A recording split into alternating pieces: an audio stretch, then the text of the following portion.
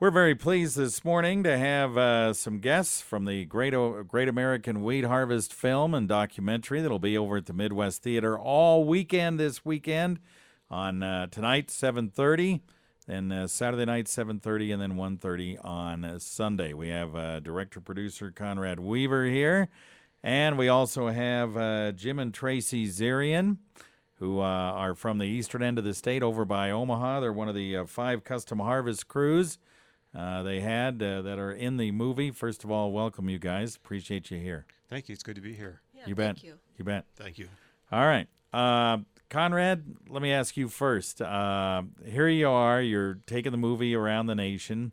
You premiered it over at Ag Day. What's it feel like to have this finally done and you're showing it to everybody? Well, it's a huge relief on one hand. It's fun to be at this end of the game.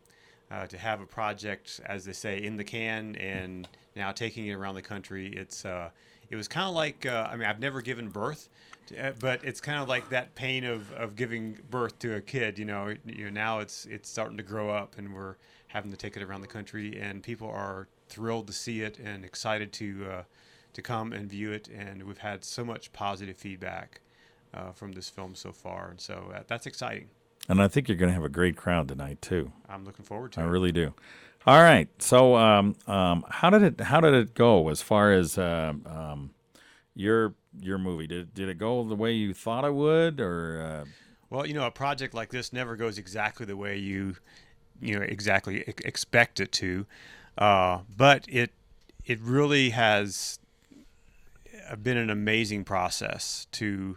At first when I got into this 4 years ago, I thought it'd be all about the big equipment and the tractors and, all the wheat fields. But really, it's a story about people.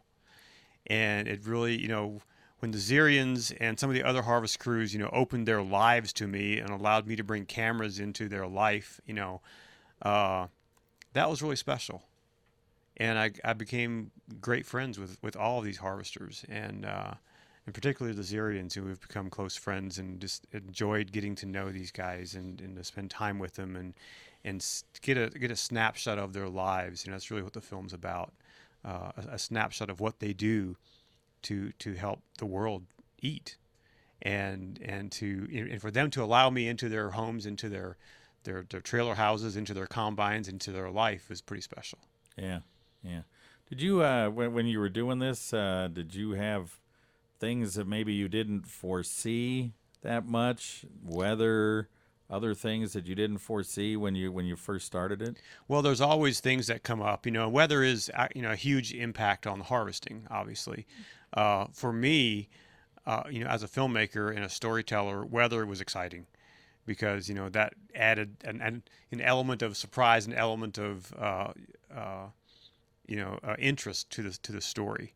And then, part of it also was the severe drought and the frost that happened early last year. And, I had numbers of harvesters tell me, well, we're sorry that it's such a bad year for harvest. You should have come on a good year. I was like, look, it makes a great story, and it tells the risks that you guys take, so those kind of things that came up, are not expected, but that's what makes a good story. Yeah, you mentioned one of the great things was the people and so forth. Did you see when you were doing this that maybe the area that you were doing it was more scenic or than maybe you had anticipated, the wheat belt from Texas all the way up to Canada? There's places that I got to travel this past year that I was driving in my car across the country, and at one point, my heart was about ready to burst out of my chest. I was like, wow, I get to be here. At this place, to see this scenery, to experience these things that very few people get to see and experience. And there's parts of the country that are just absolutely stunning.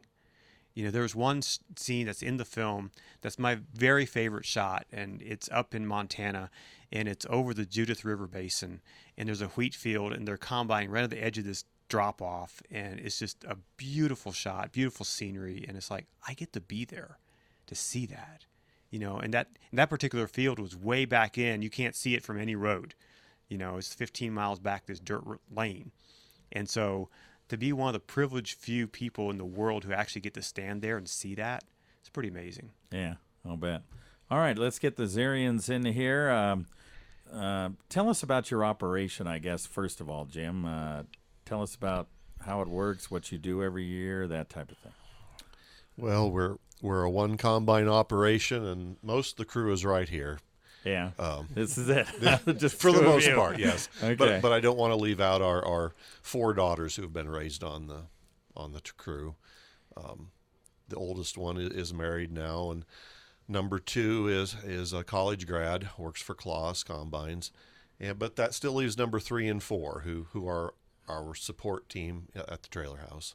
Okay, and you guys, when you're harvesting, where do you start? I mean, you're from eastern Nebraska over by the Omaha area. Yes. So you guys, where do you join the harvest, and how far do you go? Well, we when we leave home, we got to go 600 to 800 miles to get started with harvest. We don't have a real normal starting spot. We've got a spot we always start in Oklahoma, but Texas is we don't always make it to Texas. It's such iffy country in the places we've been down there.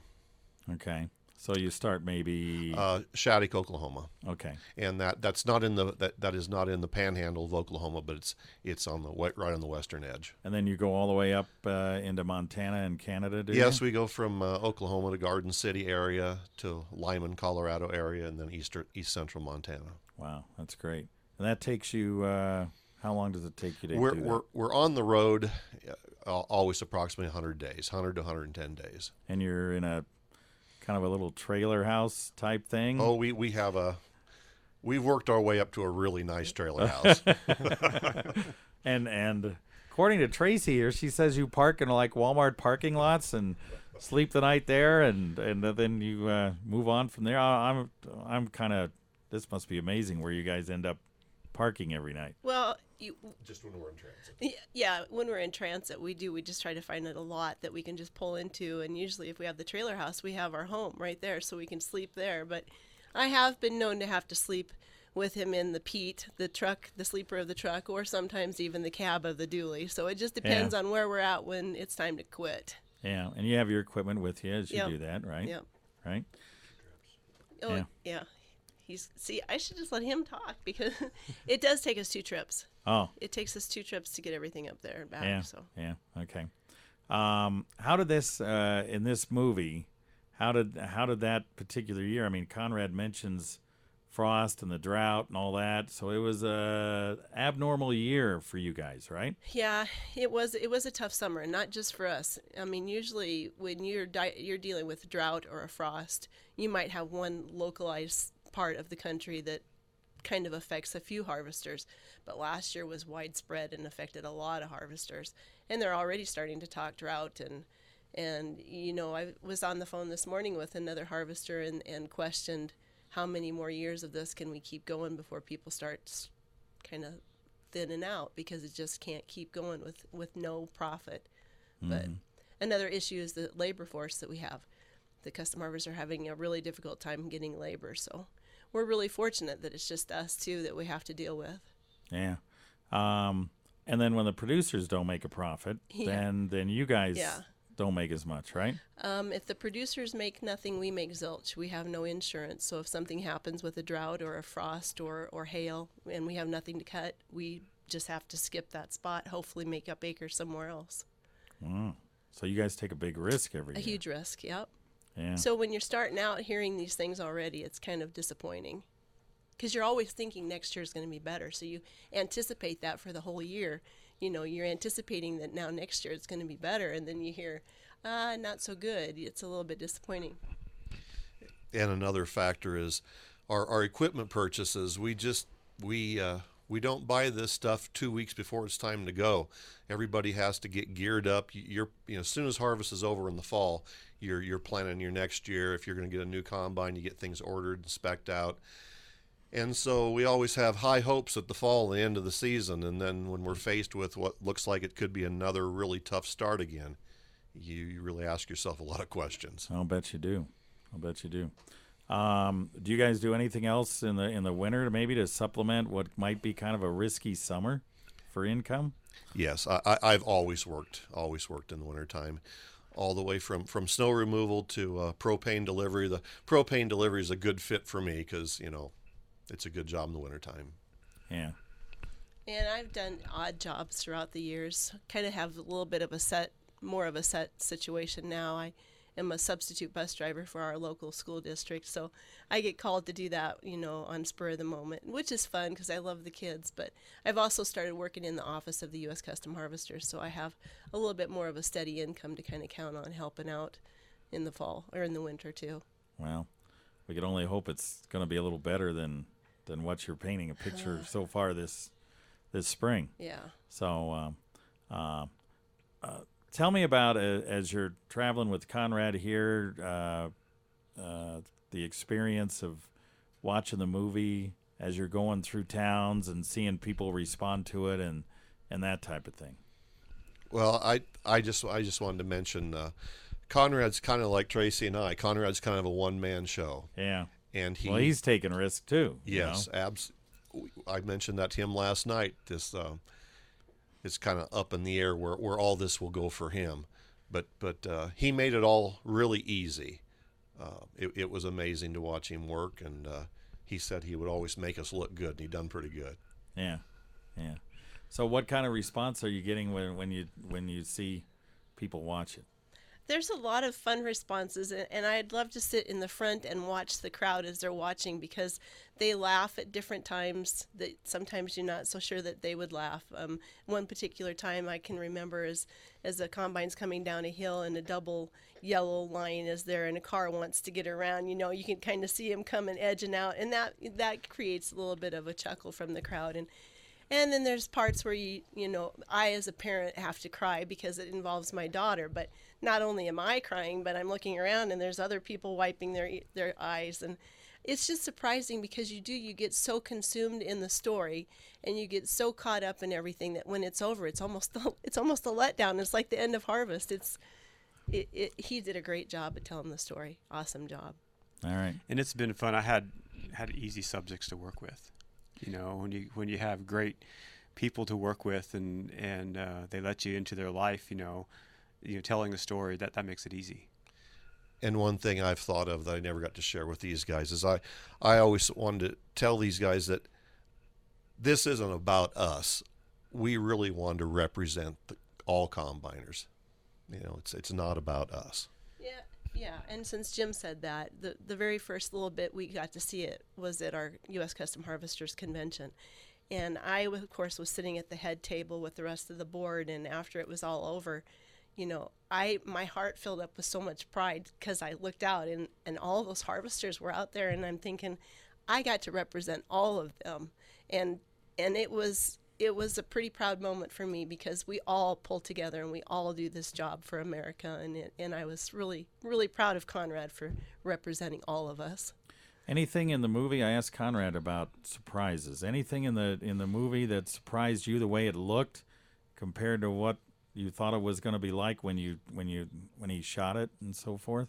I didn't know what to expect. I mean, he spent a lot of hours spending a lot of time in fields and getting a lot of time on video. So my concern was how was he going to cut all these hours of film down to just an hour and tell an appropriate story, but he did it. He did a great job, and it just I don't think any person who's going to take the time to come to the show will be disappointed because he did a great job.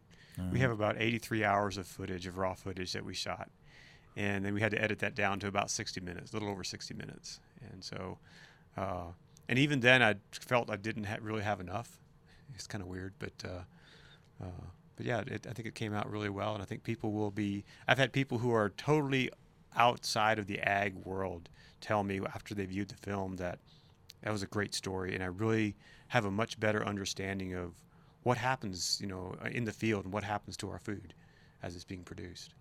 That's the idea, isn't it? That was the whole intent of this film. Yeah, that was the whole intent. Well, if the intention was about equipment and big machines, he didn't tell that story because it's definitely a human interest story. Yeah. Well, and that's good. It's about people. Yeah. It is about people. That's the whole idea. Absolutely. That's the whole idea, and the trials and tribulations you guys go through in order to get this done. That's kind of the idea. And this this harvest thing has been in my business, or I mean in my family ever since I was a kid. So I grew up with it knowing kind of what to expect. I think it'll be a great eye-opener for people who maybe have a little idea of what custom harvesting is, but not all of knowing it all. So it'll be good. Yeah. Okay. All right, you guys. Anything else? I congratulate you on obviously a great production and a great film, and we can hardly wait to see it this weekend. And we appreciate all your hard work. We really Well, do. thank you. I just want to thank KNEB and you guys here at the radio station for supporting this and telling our story and getting the word out. And I really appreciate that. And I look forward to meeting lots of people tonight and at the showing at the Midwest Theater. All right. We thank you all for coming in. Conrad Weaver and Jim and Tracy Zeorian, custom harvesters and the producer and director of the show. We appreciate you very much. Thank Thank you. you. Thank you. Okay.